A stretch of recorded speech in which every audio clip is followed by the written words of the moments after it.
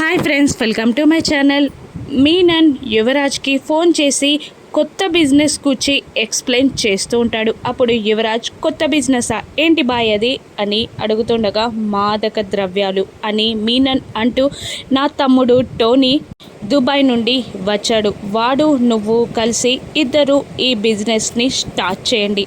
ఈ డీల్ కుదుర్చుకోవడానికి మీ ఇల్లు అయితేనే సేఫ్ ప్లేస్ అని వాడిని అక్కడికి పంపించాను అని మీనన్ చెప్పి కాల్ కట్ చేయగానే టోనీని రిసీవ్ చేసుకోవడానికి యువరాజ్ బయటికి వెళ్తాడు. ఇక టోనీ డ్రగ్స్ తీసుకొని ఓగిపోతూ వచ్చిన యువరాజ్ని వాటేసుకుంటాడు. ఇక దాత్రి వంటని పూర్తి చేసి డిషెస్ అన్నీ అక్కడ సర్దుతూ ఉండగా యువరాజ్ టోనీని తీసుకొచ్చి, అమ్మ ఇతను నా ఫ్రెండ్, దుబాయ్ నుండి ఈరోజే వచ్చాడు అని చెప్తూ ఉండగా అతన్ని చూసి దాత్రి అనుమానపడుతుంది.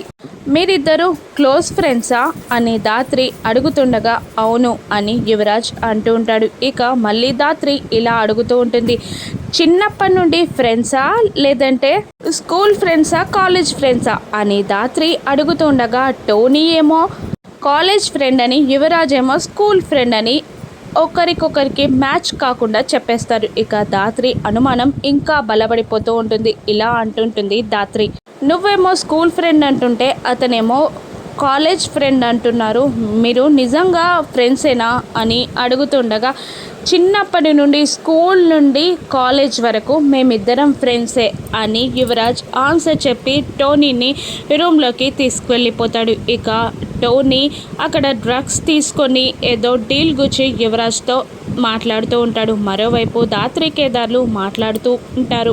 దాత్రి ఇలా అంటుంటుంది, వచ్చిన వాడు అసలు యువరాజ్ ఫ్రెండే కాదు, అటువంటిది తెలియని వ్యక్తిని ఎందుకు తీసుకొచ్చాడు, ఏం చేయబోతున్నాడు అని దాత్రి అనుమానపడుతూ ఉంటుంది.